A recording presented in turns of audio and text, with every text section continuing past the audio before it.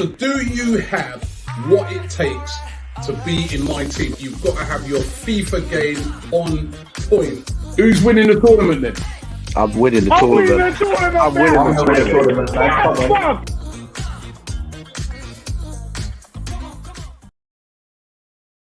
Hi and welcome along to AFTV News Daily, the early edition. Good morning, good afternoon, good evening, wherever you are right now across the world, tuned into AFTV, where we only have 6 days to go. I am counting them down every single day, 6 days left.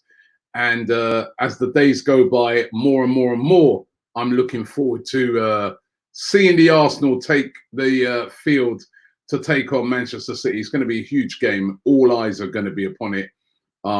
Definitely a suitable game to restart the season with. Of course, Arsenal have been warming up and gearing up and getting themselves ready for this big game. And they continued that yesterday with another friendly. They kept it really hush-hush. News only broke of the result sort of yesterday evening. They played it at the Emirates again. And well, I'm going to tell you about the result in a minute. But before the actual kickoff, a lot of the Arsenal players in solidarity for George Floyd and the whole Black Lives Matter movement took to one knee. All of the Arsenal squad right across the halfway line. You can see there in that picture, Lacazette, Guendouzi, Pepe, the whole squad. Kolasinac there. And, you know, you can see the T-shirts with quite clear messages on them. Black Lives Matter, we stand for change, colour is not a crime. Really nice gesture by all of the Arsenal players. And I'm sure there'll be more of that when they take on Manchester City and from Manchester City as well. But on to the result of the game, and it didn't go great for Arsenal. Arsenal suffering a shock 3-2 defeat to Charlton. Really surprising this. And goals in the game, not by Aubameyang this time, but yet again by Lacazette. He got 2 goals now in 2 games, so that was very, very good for him, good for his confidence. It was a nice goal, actually. Ball was passed into him, did a nice little swivel and turn and bang, buried it. A real, you know, striker's finish. So really impressive there, that finish by Lacazette. And a really nice goal as well by Willock, which came off the end of a really nice run by Hector Bellerin. A very good run by Hector Bellerin, and played in Willock. And Willock again with a really nice finish. And again, 2 in 2 games for him as well. So good for those guys. But it was a defeat. And Arsenal played a pretty strong team. You know, in the first half, they had Leno, Bellerin, Mustafi, Pablo Mari, Tierney, Willock, Ceballos, Saka, Pepe, Nketiah, and Aubameyang. Then in the second half 11 was Leno, Bellerin, Mustafi, David Luiz, Tierney, Maitland-Niles, Guendouzi, Ozil, Aubameyang, Lacazette, and Saka. So a lot of changes. And then on the 60th minute, and this is kind of significant in the game because Arsenal were winning the game. They led twice in the game, by the way, which they lost 3-2 to Brentford. At halftime, on 60 minutes, they made 6 changes. So Martinez came on for Leno, Socrates came on for Bellerin at right back, Rob Holding for Mustafi, Kolasinac for Tierney, Nelson for Aubameyang, and Martinelli for Saka. They all came on, and it was sort of after that, you know, it all started to go wrong. Some very poor defending by Arsenal. First of all, there was Lacazette who got caught in possession, dispossessed, and Charlton scored. Really nice goal as well by Charlton. And I keep saying Charlton, Brentford, by Brentford. And then it was then the turn of Ainsley Maitland-Niles to get robbed. A very slack defending on the edge of his box, got caught in possession, and again punished by Brentford, who are a very good team. Remember, Brentford have been playing very well in the Championship this season, and Brentford running out 3-2 winners. You know, all of those goals coming after those substitutes were made. So quite a you know, it's a bit of an embarrassing defeat for Arsenal. It's not the end of the world. You know, it's a friendly, you know, and as I said, Brentford are a decent team. And the result did kind of turn on those 6 subs being made on the 60th minute. But nevertheless, a defeat. And, you know, you always want to be keeping the momentum going when you have a friendly. And we was all getting gassed up when they beat Charlton by 6. I did say after that Charlton game that I'm not getting carried away. I'm like, I remember saying it quite clearly after that game that, listen, 6-0 in a friendly doesn't really mean a lot. Just like a defeat in a friendly doesn't really mean a lot. It's what you get out of the game, and it's what you go on to do when you play Manchester City. And also, when I was watching the highlights, I must say, like, it didn't look to me like tackles were flying in from Arsenal. They seem to be holding back a bit. That's what I really did kind of pick up. But nevertheless, it's a defeat. Sometimes these sort of things are good because, you know, 6-0 in the first game against Charlton and everyone's saying, yeah. It bring us back down to earth a bit. You know, 3-2 humbling defeat in a friendly, you know, couple of instances where we've conceded goals in a game where we were very comfortable where players have switched off. Just focuses them again, you know. Mikel Arteta can go back and say, well, you know what? Yeah, you played all right going forward. You created loads of chances, which Arsenal did. They created so many chances. But Mikel Arteta will be looking and saying, but still, the concentration levels are not right, not good enough. And if you play against Manchester City like that, you'll get hammered. So you've got to be concentrated right throughout the game. It doesn't matter if you come on because, you know, we could make 5 subs, remember, even in the game against City. Doesn't matter if you come on, keep this going. Concentrate. Don't switch off because, you know, two of Brentford's goals were self-inflicted. So, you know, really got to be concentrated and switch on. Now, Santi Cazorla yesterday with some comments. Of course, La Liga starting back, and Cazorla is still a Villarreal player until the end of the season. His contract runs out at the end of the season. It's been a miracle that he's been even actually being able to play another season after his horrific injuries. And he's getting questioned, obviously, on his future, what's going to be happening. And his quotes were, I've already made my decision, but right now is not the time to say anything. I have an idea of what I want, but in due course, I will reveal what I've decided. Now is not the time because we have to be focused on competing. So could Santi be heading back to the Emirates Stadium? There's been a lot of talk that he could come back and team up with Mikel Arteta, not on the, you know, not by playing, but more in a sort of a coaching type role out on the pitch. A coaching type role, not on the pitch. So it's going to be interesting to see what his decision is once he makes it at the end of the La Liga season, which La Liga back in action now with lots of games to come this week as well from La Liga. Arsenal linked with a player who plays over in France. Surprise, surprise. He's a Turkish international. His name is Umut Miras. He plays for Le Havre in League 2 over there in France. But he's been having a very, very good season, or had a very good season, because their league, of course, finished. 24 now, and he's a left back. Again, Arsenal getting linked to left backs. You saw yesterday we had Tierney playing, we had Kolasinac playing, but they're still looking at left backs. This guy, again, is another one of those left backs in that typical mould where he gets something down the pitch a lot. And, you know, Arsenal have sent scouts to look at him numerous times. Porto also very interested in him as well. His valuation could be as much as 8 million or as little as 1.1 million, depending on, you know, where you read the stories. You know, his valuation really fluctuating.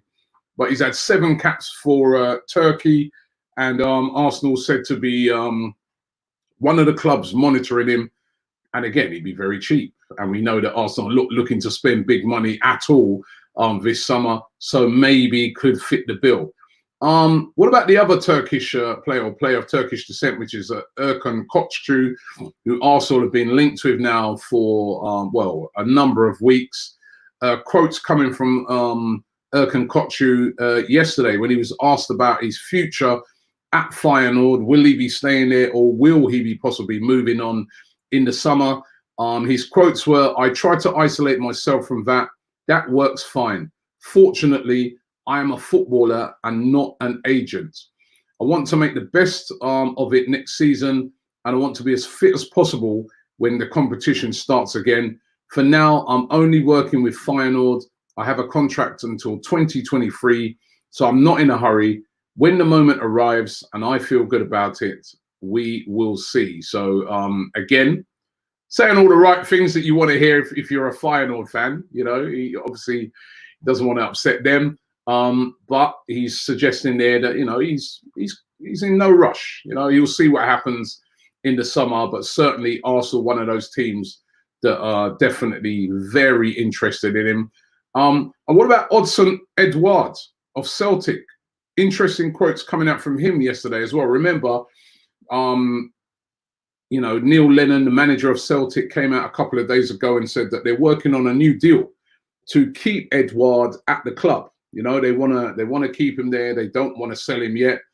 And Edouard suggesting yesterday that he's open to staying at the club. He says, and these are his quotes. He says, "Every season we want to win a title. Obviously at Celtic." He says, "This year is 9 in a row, and next year I hope it's going to be 10 in a row. This will be historic for the club.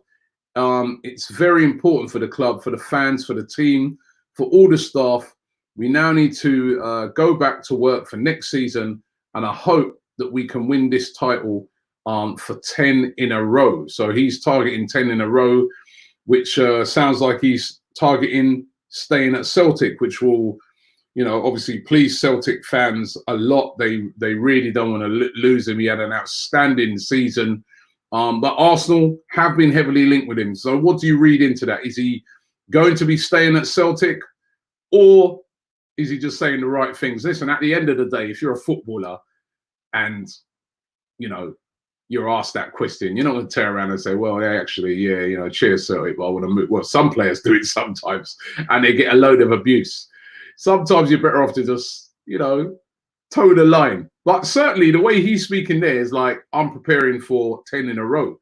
Like he set that as a target. So could he stay at Celtic? If he did stay at Celtic and have another good season like he had this season, his valuation would skyrocket. It's already quite high for a player of his age. So interesting to see what happens with him. And Ryan Fraser of Bournemouth. Now, his contract is up at the end of June, as a lot of players that are on free, you know, that are able to leave on a free at the end of the season are.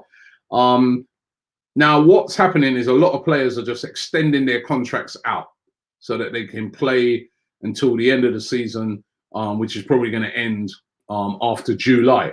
So that's what a lot of players have been doing, extending their contracts out. However, Fraser, if you was to believe reports, is not going to do that. And he's willing to leave on June the 30th, which then opens it up and means that he could join any club he wants. Now, Tottenham said to be leading the chase for him, with Arsenal as well, very interested and also up there in the chase. Again, I don't think we need a winger, but he is free. It would be a free transfer, so you know it wouldn't cost the world. Both clubs, Arsenal and Tottenham, struggling at the moment with finances. Ryan Fraser might fit the bill perfectly, and as I said, I mean, Bournemouth fans can't be happy with that. You know, he's prepared to go before the season, in effect, really finishes. But it does look that way, that Ryan Fraser, come a couple of weeks' time, will be gone. Time to get into some of your comments. Bigging up Crazy Christian 1, who says, "Hi, Robbie. Watching this very early from LA." What time is it over in LA? That is early, man. You've got to be about 4 in the morning over there. Alexander says, "Hi, Sultan Don Sheikh Robbie. When will Graham feature on your show again? Really love Graham. Always been brilliant every time he comes on AFTV. We'll have him back on very soon. Don't worry about that." Low and Low says, Horror show by Luiz. Really disappointed in his performance. Laka basically gave away the second goal to them. Really disappointed that Nketiah wasn't playing. I think that he's better than Laka. Lacazette did score, by the way. Yeah, he did give that goal away, but he did score, and that's 2 in a row for Lacazette. So remember that.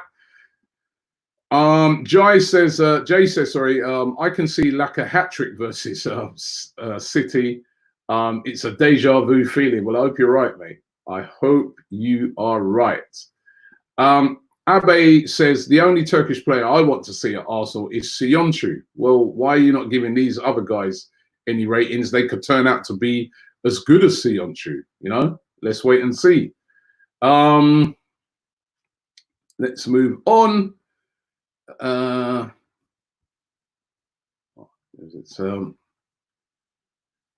Alvian says, people are clearly overhyping this friendly. Clearly, Arteta and the players did not take it seriously. Holding and Guendouzi was standing still when the goals went in. By the way, Leno should have saved 2 goals. No, I don't think people are. Well, some people are overhyping the result, definitely. But I don't think, you know, when you say you don't take friendly seriously, players should. You know, it's part of you getting up to speed. You know, I did notice that they weren't going all in on tackles and that is something that, you know, that happens a lot. But, you know, friendlies are important. You know, I mean, it could be the difference between you getting in the team for the next game or not. So you should take it seriously. Arv says, Ainsley Maitland-Niles is not good enough. After a good performance, he becomes complacent and drops off. He has poor mentality. We need better decision makers, not flashy, but more effective and efficient players needed.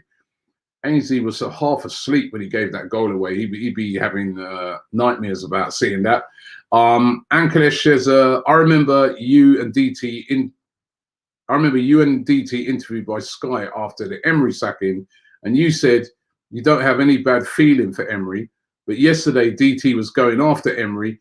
Can't repeat the word he used for Emery. The reason, I think, the thing with Emery, what's I think has really gone against him, is the fact that he keeps blaming everybody for his demise, and he's not taking responsibility for some of his very poor management at the end. As simple as that, and that's what's got people upset.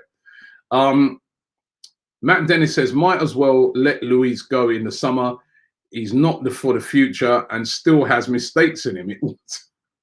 Don't get carried away by a friendly, but certainly if he does that against City, that performance yesterday. John says, I kind of don't blame Lacazette for the goal. I think someone should have supported him. Yeah, even after he gave it away, there was still, you know, I think it was still and that's what I'm saying. I didn't see the tackles going in and stuff like that. Maybe because players are trying not to get injured and stuff like that. But certainly I was like, where's the tackles? You know, after that. But still gave the ball away in a poor area, you know, and I'm just hoping that he learns from that. That's the main thing. Learning from your mistakes in a friendly, because a friendly doesn't matter. Next week matters. Kalkidan, he says, the problem with Arsenal is not the players, not the coach. Never been Wenger. It's always was the owner. Also, as long as we're under his regime, I can see no future for Arsenal. Lennox says, hey, Robbie, do you think Pepe could be the game changer for us in the last 10 games? Well, he's going to have to step up again. Bit of a lackluster performance by him yesterday as well. He really needs to step up. Scott Metcalf says, morning, Robbie. I like the jumper. Where did you get it from? Got it from the Arsenal, the Armoury, actually, the Arsenal shop. Don't think too much about the friendly result. It will just spur the players on to do better for Man City game. Let's hope for much better. And that's the hope. That's the hope that, you know, they take the lessons learned from, you know, what it was a poor finish to the game, you know. That's what it was, a poor finish to the game. Asher Tush says, hello, Robbie. Arsenal should be playing with fan noise because they just drop off with this type of climate and environment. It's very important in the football. Thoughts, Robbie? Yeah, well, those are friendly, so we don't know what they're going to do. I like that little fan noise. But regardless of noises, players need to concentrate.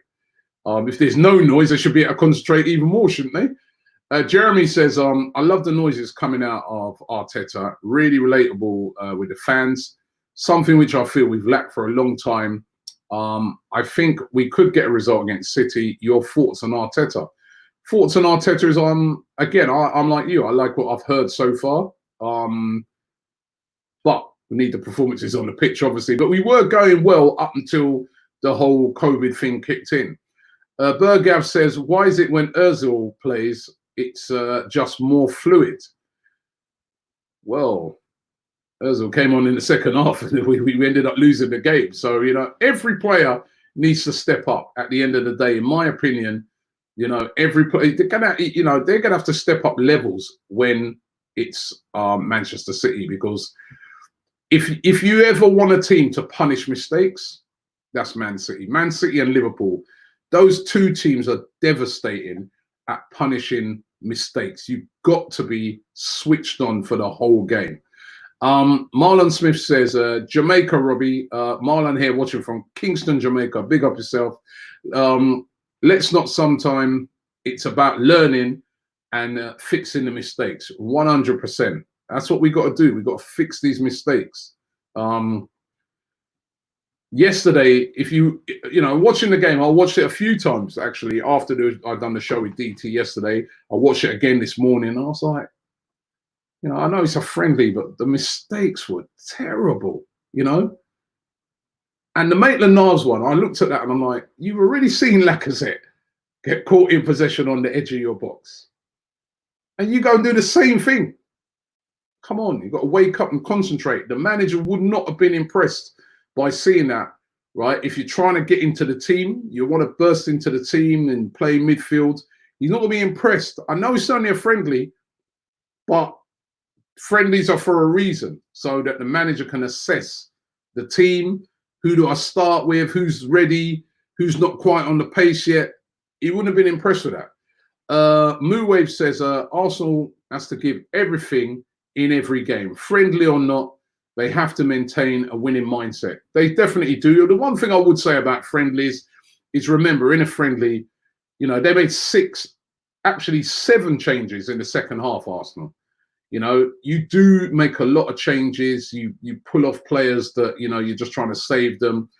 You sometimes instruct your players at the start of the friendly, you know, don't go mad. Don't go flying in, because we can't afford to get no injuries. We've got Man City next week, so be cautious, especially to, you know, you'll be saying that to Aubameyang and players like that. Just chill, yeah? Because, you know, if you score 4 goals, 5 goals in a friendly and then you get stretchered off, that's no good for me against Man City. We need you for that game. So it does have a bearing on it. That's why you can't get carried away with friendlies, even when you have big wins. I've seen us beat, you know, like, you know, we've had friendlies in the summer. We've beaten Bayern Munich. We've beaten PSG and all these sort of teams. That doesn't mean anything. It doesn't mean anything, man. It's when the game time comes, that's when it means something. Winfried says, Mustafi is always backing up.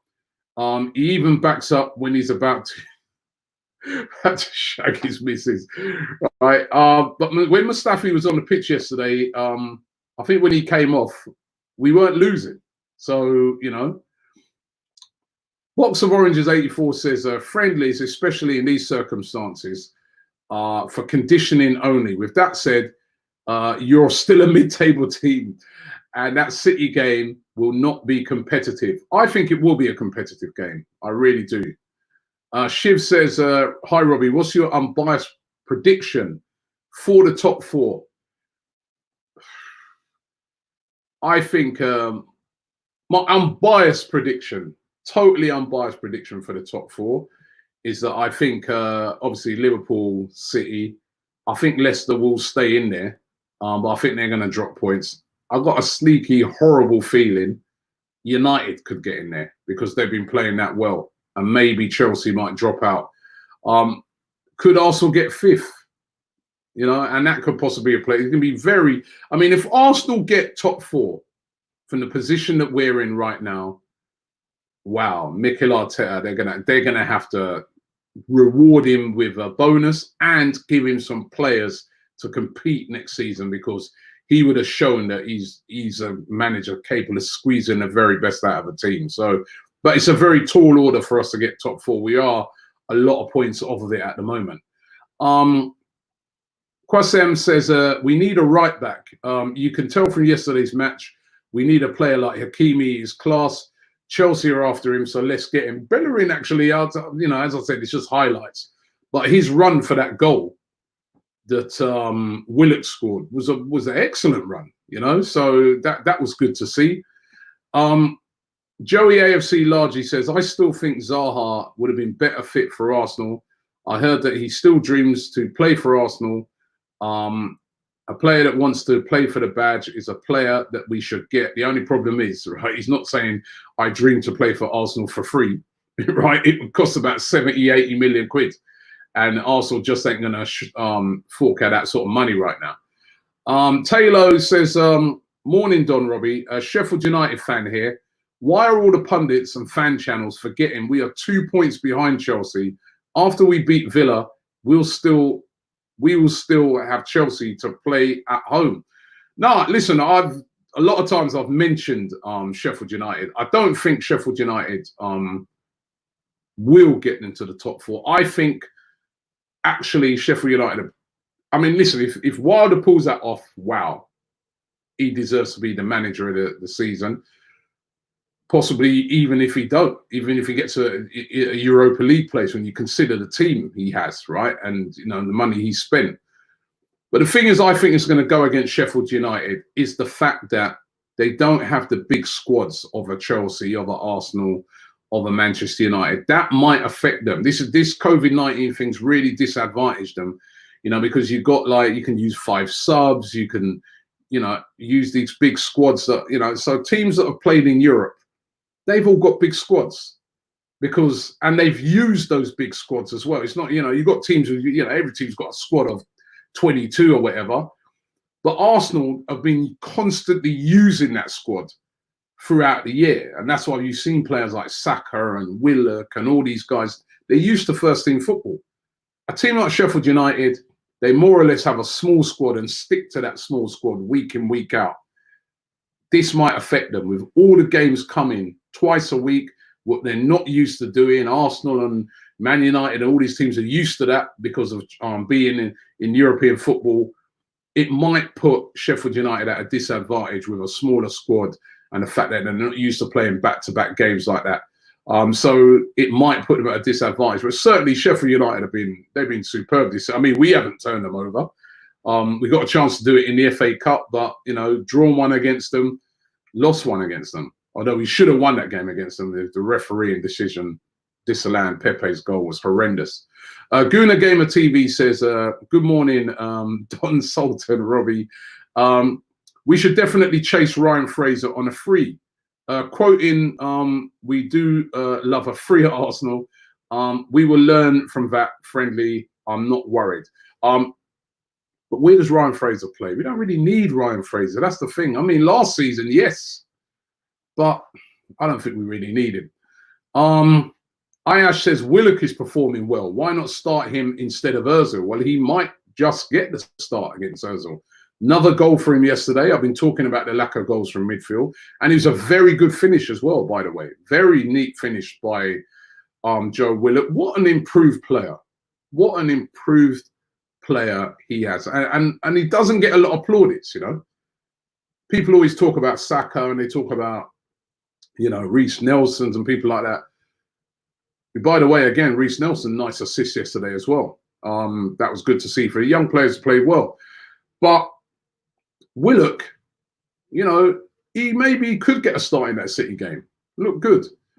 Vincent says, to be honest, I think the friendly result could be in their heads and affect them going into the City game, because it takes nothing to kill their poor mentality. And he says, morning from Biafra, big up. I'm going to do the last couple. Spiro says, thoughts on Havertz to Chelsea. I've seen that leaked. Listen, Chelsea are not messing about. And if they get Havertz, Werner,